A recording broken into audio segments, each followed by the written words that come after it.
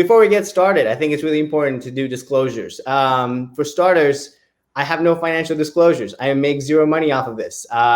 As Dr. Gray mentioned, I'm doing this because I want to try to inspire and encourage other international students, other non-US citizens to apply to health professional schools, not just medical school, but other schools in the health professional field. It is possible, it's doable. Yes, it takes a lot of work, and we're going to cover some of that today, but I think it's something that if that is your passion and if that is your ambition, you can totally do it. The second thing I want to say is anything that I say here is unrepresentative of the views of Harvard Medical School or even Harvard Business School, as a matter of fact. Yeah, so don't take anything that I say back to the school. This is completely some of my own opinions and some of the thoughts that I've gathered after going through this process as an applicant, but also after mentoring a lot of other international students as well. So to start off with, I think it's really important to tell you a little bit about my story. How did I get here? I think that's sort of the big question. So I was born and raised in Mwanza, Tanzania, which is a little small city off the coast of Lake Victoria in East Africa. It's also known as Rock City. And the reason for that is because it has really cool rock formations. That's basically what we have going for us in Mwanza, Tanzania.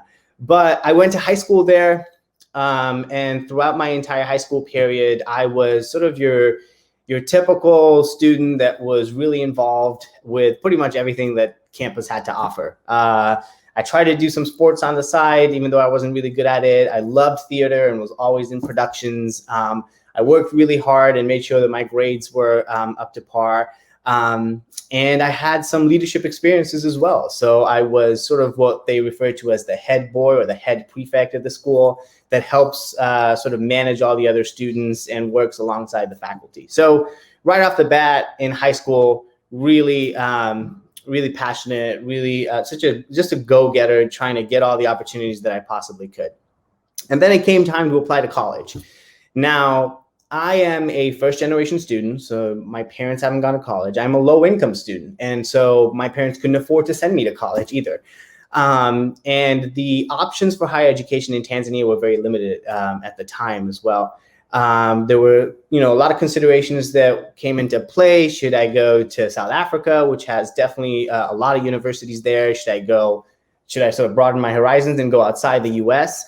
And finally, I made the decision to sort of come here to the United States. And it took a lot of thought. It took a lot of planning for me to get here. But I think the biggest draw for me to come here to the US was, number one, the financial aid at colleges. A lot of colleges across the states are going to offer huge financial aid packages to try to get and attract some of these international students to build the diversity they have on their campuses.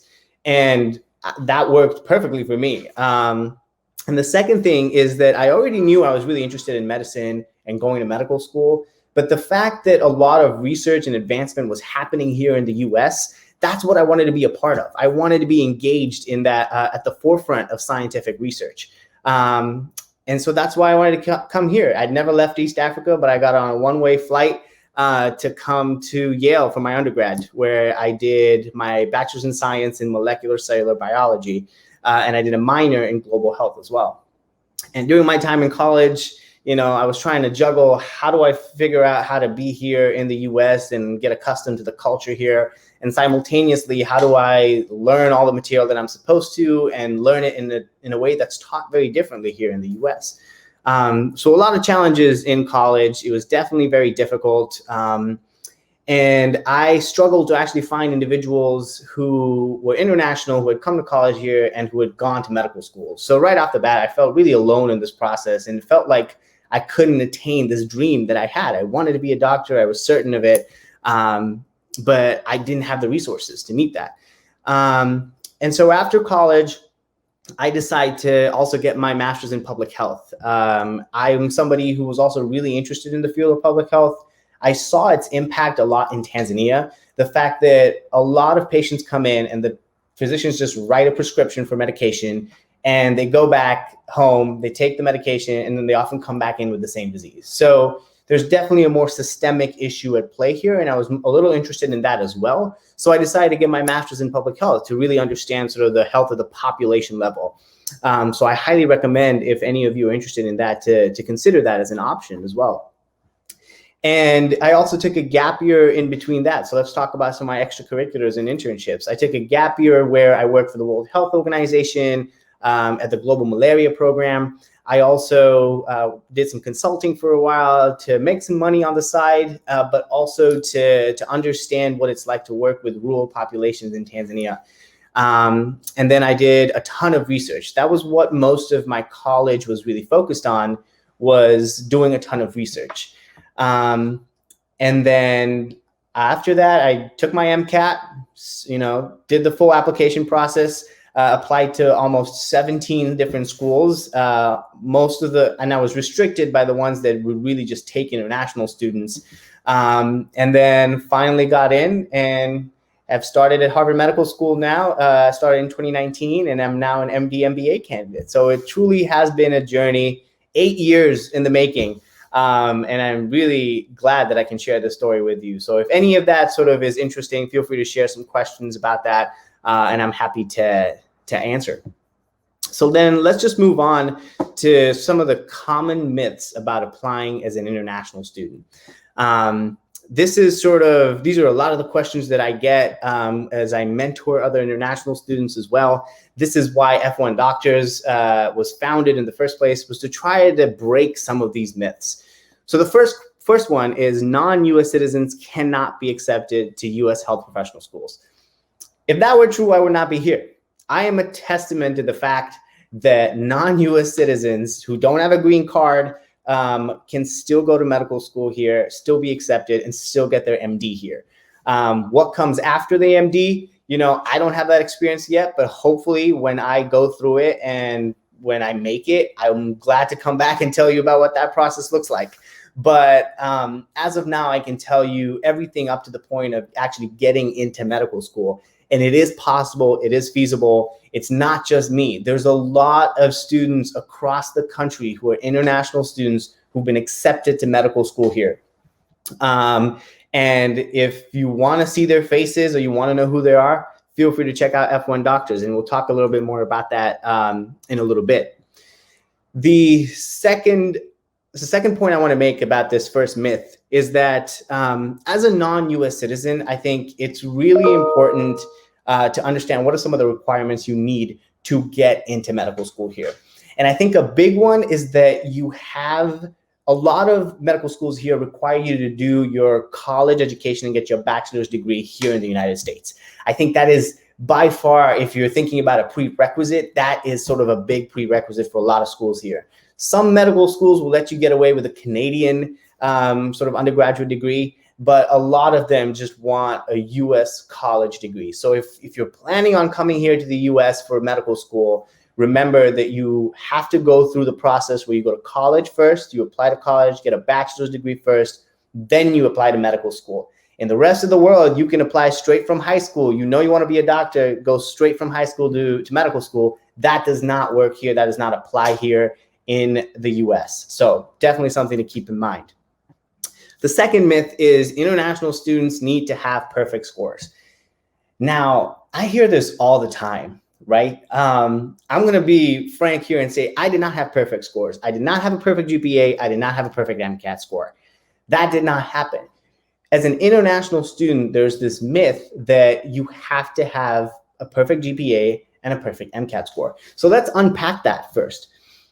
A lot of people say this, but a lot of people don't take it a step further and try to understand why is that, right? It may be true sort of anecdotally. It may be true when it comes to looking at all the data as well. But why is it actually the way it is? And here's the reason.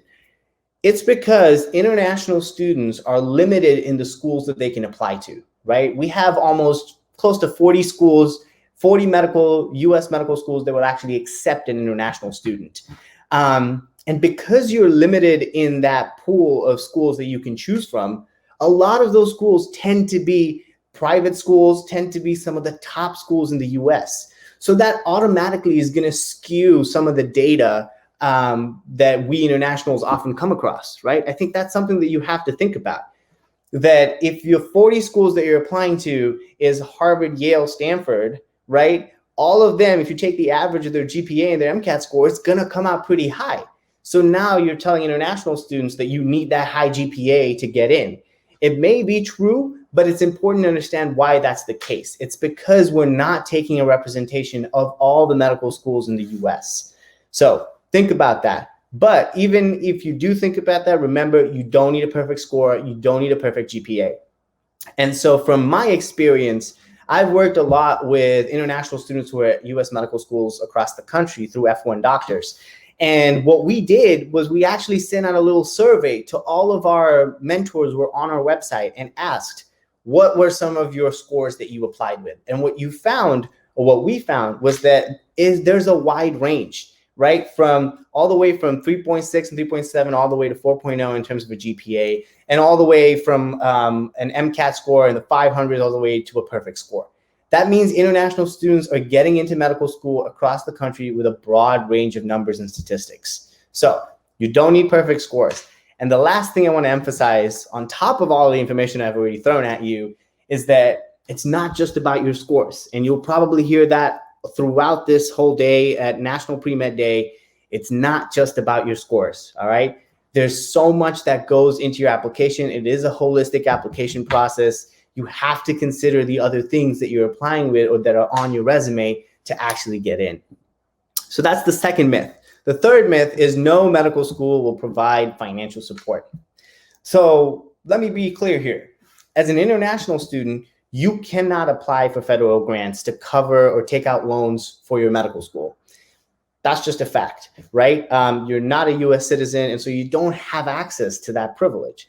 So then I get a lot of questions about, like, do I need sort of $400,000 to actually go to medical school? And there are still some medical schools that require you to show proof of funding, that you have funding for 4 years all throughout medical school, and you need to put it into a bank account that the medical school can actually see and have access to, so that they know that you will be able to stay here for the 4 years that you're here. But what doesn't get shared a lot is that there are medical schools across the country here in the US that have financial aid for international students as well as American citizens, right? That's something that you don't hear about, right? It's a myth for a lot of people who think that, there's no financial aid, but there actually is, right? And once again, I'm a testament of that. I'm a low-income student. There's no way I could pay for 4 years of medical school. There's no way I could take out a loan for 4 years of medical school, but I'm still here, right? Because there is financial aid that is available. There are limited schools, yes, but there is options available. Schools will give you financial aid in the form of, just sort of a scholarship, or they will give you financial aid in the form of an institutional loan. And we'll come and talk about sort of those different funding mechanisms in a little bit, but just know that there are options available. And if you are interested in what those options are, take a look at f1doctors.com. There's a whole web page that's dedicated to resources for international students. And we have our very own custom-built Excel spreadsheet that has all the medical schools that international students can apply to, as well as their financial aid policies and how they apply to international students. So take a look at that, read up on it. It's not true that there's no financial aid for international students. If there's any questions right now, feel free to throw them my way. I'm happy to take them now as we go along, or I'm happy to take them at the end as well. So why don't we jump to the next slide? So tips for international students. Let's talk about some of the things that, as an international student, you need to think about while you're applying to medical school. How is it that you can make your application as strong as it can possibly be, right?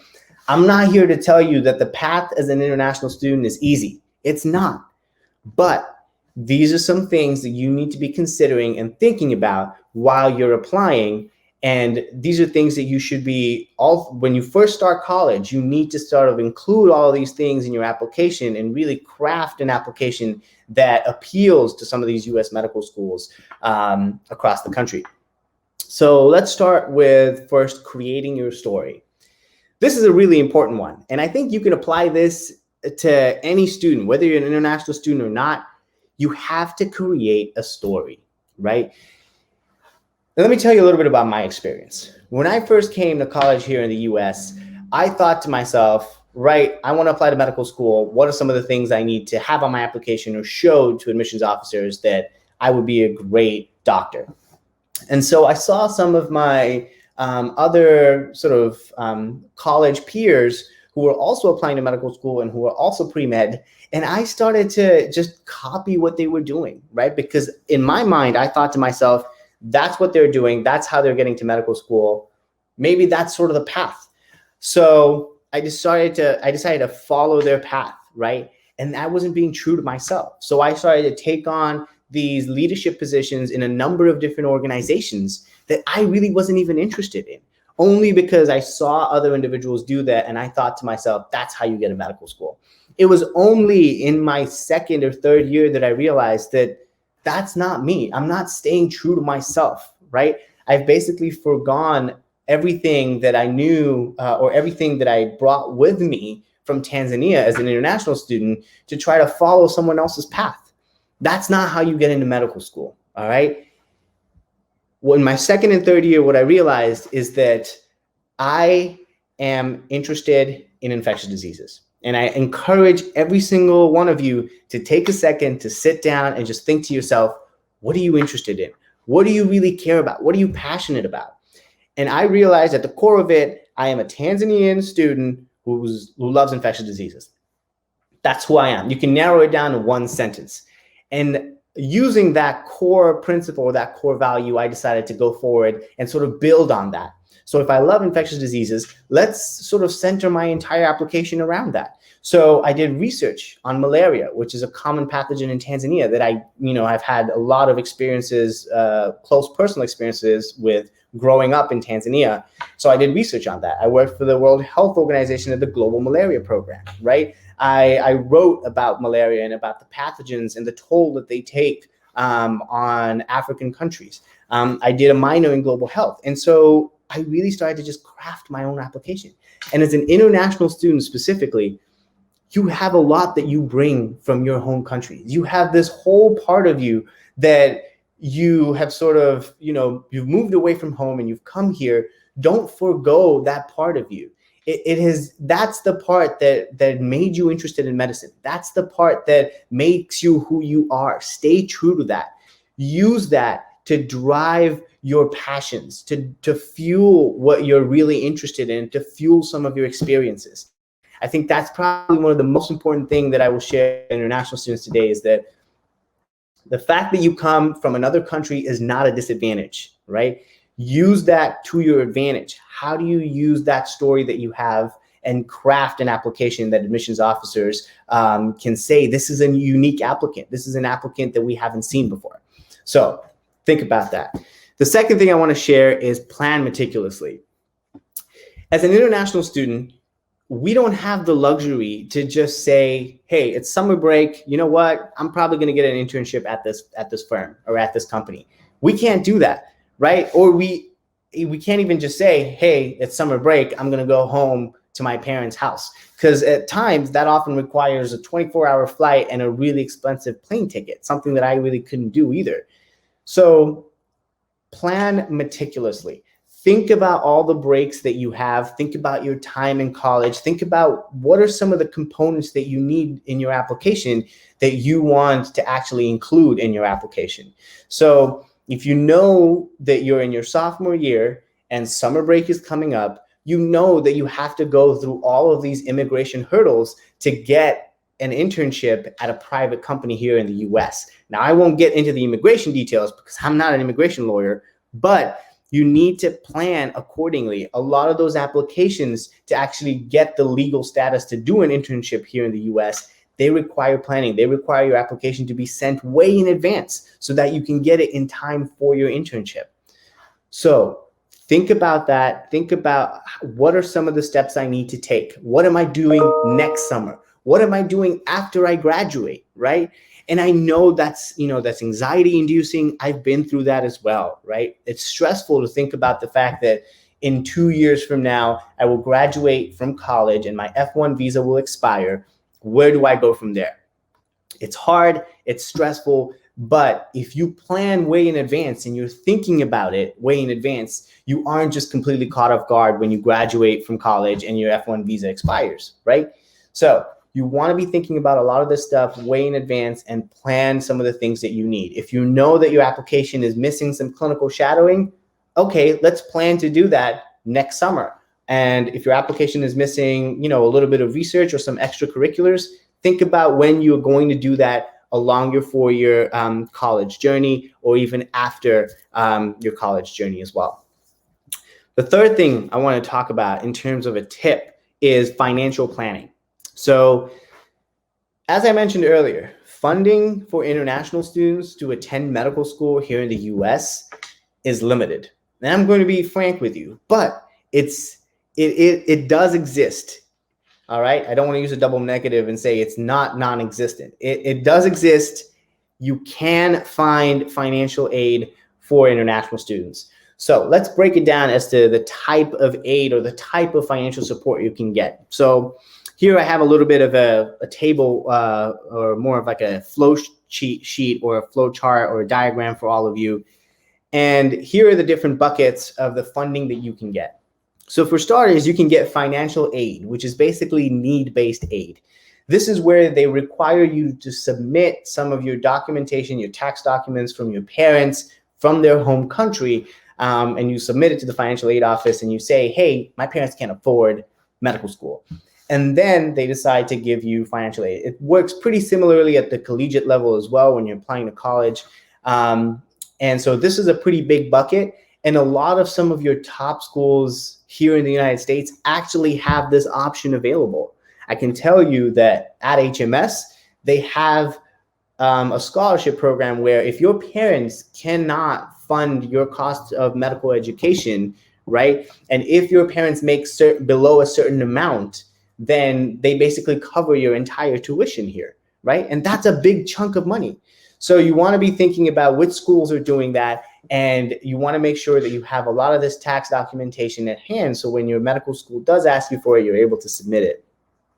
The second thing to consider is merit scholarships, right? So there are some sort of schools across the US that have these special scholarships that you can apply to as an international student that in some ways would cover your entire medical education. So at Penn, I believe you have like the 20th century scholars or the leadership scholars or something like that. At Stanford, you have the Knight Hennessy, which is a very special scholarship that you can apply to as an international student for any degree you choose to do. At UCLA, I think you have the Geffen Scholarship as well. These are like very specific scholarships to the schools that you apply to, but you can apply to them as an international student. And if you do get it, then it covers your cost of medical education, right? So definitely very different compared to the need-based financial aid. This is more of, it's definitely very competitive. So you're going to be writing essays. You're going to be making sure that you have all the requirements to apply to some of these competitive scholarships as well. The third bucket is the institutional loans. Now, an institutional loan is where the medical school says, hey, you are a student at this medical school. I know you're coming to this medical school. I know you're getting your degree here. And so I trust you. So I'm going to give you this loan that you don't have to pay back until you graduate medical school. So institutional loans are actually pretty great because throughout your time in medical school, a lot of them will not accrue interest. And a lot of them will even defer the interest until after residency.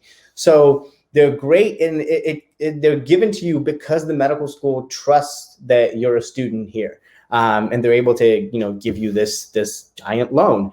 I know it's a loan. I know it's not sort of the best option, but remember, it will pay off at the other end when you've gone through this whole process. So those are institutional loans, and the last thing is sort of private lenders. Now, private lenders are your banks. Private lenders can also include some options that we have on our website, which are private organizations that are giving loans to international students, and they do not require an American cosigner. So often that's sort of a big hurdle for international students, is that if you do go to a bank, they may require you to have a US cosigner on any sort of loan. But if you go to one of these other private companies, and some examples you can see on our website at f1doctors.com, they will give you a loan without a cosigner, but the drawback is that they usually have pretty high interest rates. They're a private company, they want to make sure that they're giving loans to the right people, and they're going to have high interest rates. So if you're going to take out a loan, and if your medical school has the option of an institutional loan, pick that over a private lender. So those are sort of your 4 buckets when it comes to thinking about financing medical school here in the US as an international student. And the last thing I want to bring up is that the world is your oyster. As an international student, we sometimes forget that we're not tied here to the US, right?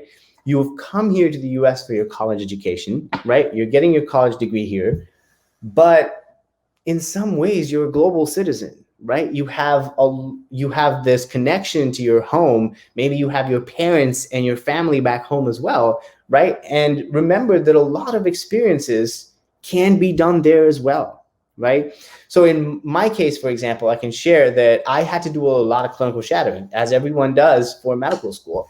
And as someone who is interested in global health, and as someone who does possibly want to return to Tanzania and work there for a little while, I thought to myself, it's really important for me to also have that experience of what it's like to be a doctor in Tanzania. So I can get some couple of shadowing hours here in the US. And granted, it is hard to find a physician who will just let you into their consultation room and let you sit in. But at the same time, there's also back home. So I did a lot of my clinical shadowing hours back home as well, because that was something that I was interested in. It fit into my application. And it was pretty easy to set up because I knew the language. It's home, as a matter of fact. It doesn't cost a lot because I can live at my parents' house and I can go every single day and shadow a doctor and actually get a lot of my clinical shadowing hours as well, right? When it came to applying for internships, I applied to an internship at the World Health Organization in Switzerland, right?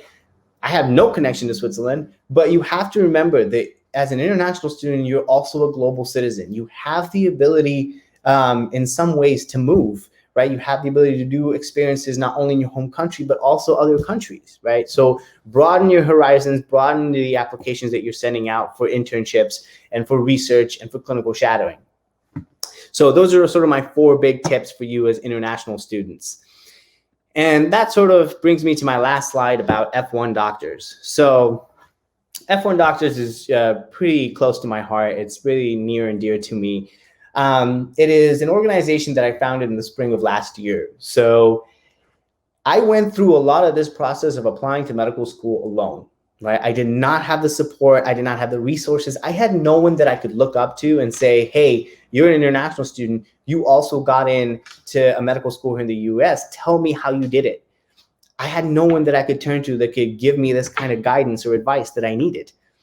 And that's where F1 Doctors comes in. F1 Doctors is an online platform that's completely free, that has mentors who are all international students at health professional schools across the United States. So we have students, a majority of our students are in medical school, but we also have students in DO schools, in PA schools. We also have students who are doing an MD, PhD. And so if any of these options, are interesting to you, then reach out to a mentor on our website. It's completely free. Just shoot them an email and say, hey, I'm an international student. This is my background. And I go to college here in the US. And can you tell me how you got into medical school and what that process looks like? So it's pretty simple. It's pretty intuitive. We have over 130 mentors. We have mentors from 44 different countries in the world. So pretty extensive. Feel free to reach out to somebody from your same home country or somebody who has a similar interest to you, and just talk to them, see what their experience was like, get the advice or the guidance that you need. And remember the tip that I told you earlier, planning is important. So if you're doing this earlier in your college career, that's significantly better than if you're doing it at the end of your college career, because you want to be planning out a lot of these experiences that you need to fulfill. We have since last year, we've served over 800 different mentees who've reached out to mentors on our website. So we've helped a lot of students, and all of our mentors are volunteer mentors. So I think that's a really important thing to remember, is that when you're reaching out to mentors on our website, they're doing this for free, and they're doing this out of the goodness of their own heart. And the reason for it is because they know how hard this process is. They've struggled through this process alone, and they want to make sure that international students don't have to go through this process alone, right? They want to make sure that the next generation of diverse physicians has the support that they need to apply to health professional schools across the country. So take a look at this website. It's great. This is our picture right here. As you can see, we're global physicians. We're a diverse set of physicians. We come from different countries. We speak multiple languages. And a lot of us just want to increase the diversity here of the physician population here in the United States. So take a look at that. If there's any questions, feel free to jump in. There's my name. There's my Twitter if you want to follow me. I post a lot about this online as well. And it is such an honor and a privilege to speak to all of you. So thank you very much. Azan, thank you so much. Here's an interesting question that I'm sure is probably top of mind for a lot of people in COVID times, but also pre and post COVID, is international students who maybe have a network where they're getting shadowing, they're getting clinical experience in international settings. But there's a lot of talk from medical schools, and I know at least one medical school that specifically says we don't take international shadowing. How do you mentor students in that way? Right. So now that's definitely challenging, and I recognize that. So I think the one thing that I learned throughout my time in college was that you just have to keep trying, right? Like you have to sort of be resilient in this process, because yes, it's hard to find U.S. physicians who let you shadow them, but just because one of them doesn't respond to you doesn't mean that another won't, right? So you just have to just think outside of your bubble, think outside of your college. Most of the time, the physicians that work for your college health system are probably going to be your closest connection, but just send them an email. Say, hey, I'm a pre-med student and I'm really interested in shadowing a doctor. Now, the way I was able to do it is that's exactly what I did. Was I found sort of a mutual connection that a friend had a family member who was a doctor, and I reached out to them and I said, hey, I'm a pre-med student. I just want to shadow you for a couple of days. The one thing to remember is that as an international student, you're not getting paid for this, right? There's no monetary exchange. You're just sitting in the consultation room and watching.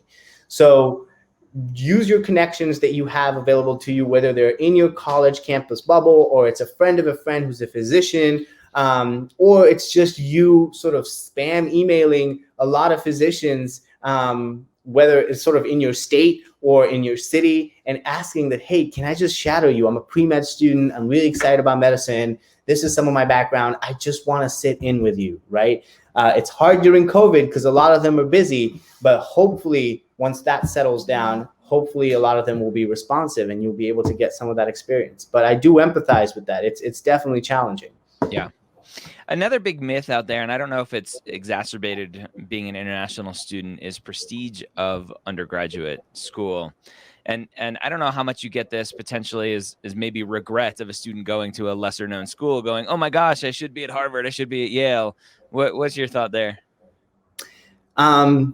So as I said earlier, a lot of my views are not representative of Harvard Medical School, but in my class, there are students from over 50 different colleges in the United States. There are students from colleges that I hadn't heard of. Granted, I'm an international student, so I may have not heard of a lot of different colleges, but there are students at colleges here in the US, and these are stories that you hear from like the admissions office, is that sometimes they have to even look up these colleges to see where they are, what is their curriculum, what are they teaching. So it doesn't matter whether or not you go to a prestigious university. And please, I get it. I get the fact that this, I went to a prestigious university, so maybe I don't have as much of a right to say this, but I can tell you for a fact that my class is a diverse set of groups, diverse group of individuals who've gone to a number of different colleges across the US. And it is pretty diverse. And admissions officers are going to look at whatever school you go to, and they're going to look at the curriculum there. They're going to do their due diligence and understand what is the education system like at your respective college. And I think you should expect that from all of them. And I know it's a source of anxiety, but, I can tell you for a fact that, I personally don't think it's true. Well, you personally don't think, and the results of your class show that maybe Harvard admissions doesn't think it's true either. So not putting words in their mouth, but another question here. Limitations. Medical schools, do they know about limitations that international students face? I've interacted with a lot of international students. Visa rules state that you can't work, or you can't work off a campus, or there's just a lot of different handcuffs that are on, not literal, fortunately, handcuffs that are on students who are on a visa here going to college. Yeah, absolutely. And I'm pretty certain that they do, right? And if they don't, feel free to share that in your application. I can, whenever there was a section that said, hey, do you have anything else to share with us? I can tell you for a fact, I was writing about this stuff. I was saying that, hey, I'm a first generation low income African student.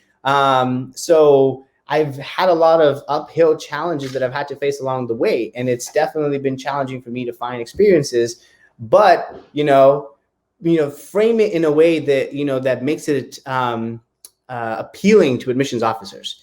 As an international student, each and every single one of you has an element of resilience, right? Each and one of you wants to make this dream come true and wants to do this, and are going to put in the work to do that, right? So share the fact that you are an international student. It has been hard for you, but frame it in the way that you've been resilient, that this is your goal, you want this, and you've done everything that you possibly can within all the legal regulations to actually get this goal.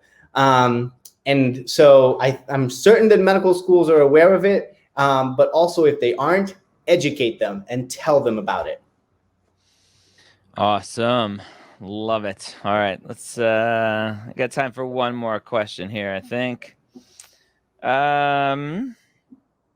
It's kind of a follow-up to what we were just talking about. Is because of those restrictions, because of being an international student, do you think that's enough to mark that you're disadvantaged compared to your peers?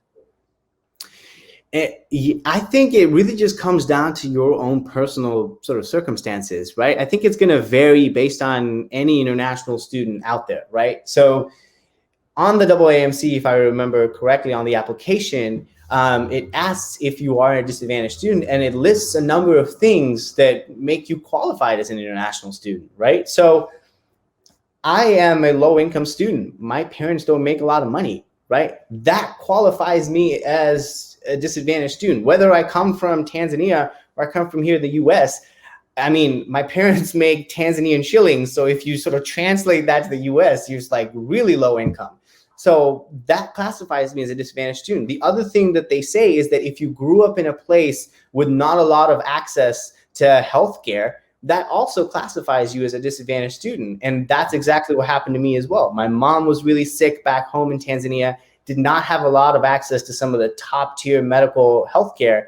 And that can also count. So read some of those things that qualify you as a disadvantaged student. And I think that even as an international student, a lot of them apply to you. But if you think they do, explain why they do, right? Don't just say, I'm definitely a disadvantaged student because I'm a non-US citizen.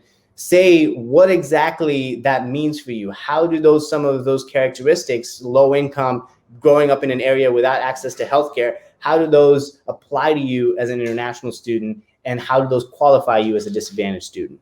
Yeah, perfect way to put that. One final question. You're concise at answering questions. I love it. Research in a home country, very similar to kind of shadowing and doing other things in a home country. What are your thoughts there? Yeah, I think, if it fits with your story, great, right? I think that's a really thing to remember, is that in my case, I'm interested in global health. I love to do malaria research. If I'm going to do malaria research. Yeah, there's some going on here in the US, but there's also a ton going on back home, right? Because a lot of people here have projects there as well. So if you can find a connection where a university here in the US is doing research on malaria, on drugs, on pharmacokinetics, on clinical studies, anywhere in a country where it's sort of the disease is applicable, then by all means do that. Go there and say, hey, look, I'm doing research here in a different country, and it's because it matches or aligns with what I'm really passionate about. Love it. Early success in the mRNA malaria vaccine, 76% effective. I don't know if you've seen that news. I have. Phenomenal. Really mRNA exciting. is changing the world. I love it. How's your Swahili? It's good. I'm slowly forgetting it the longer I spend here, but I think that's just an excuse to go home and travel more and sort of refresh it. Nice. Well, habari yako? Nzuri sana, asante. Asante. Well, asante sana for you being here today. I spent a little time in Kenya, so I still have a few words that I can say. But I appreciate your time. I appreciate your wisdom and everything you're doing for international students to hopefully increase some diversity in our workforce here in the States, and for everyone who wants to go back to their home country as well. Take the knowledge back and share it with their home country.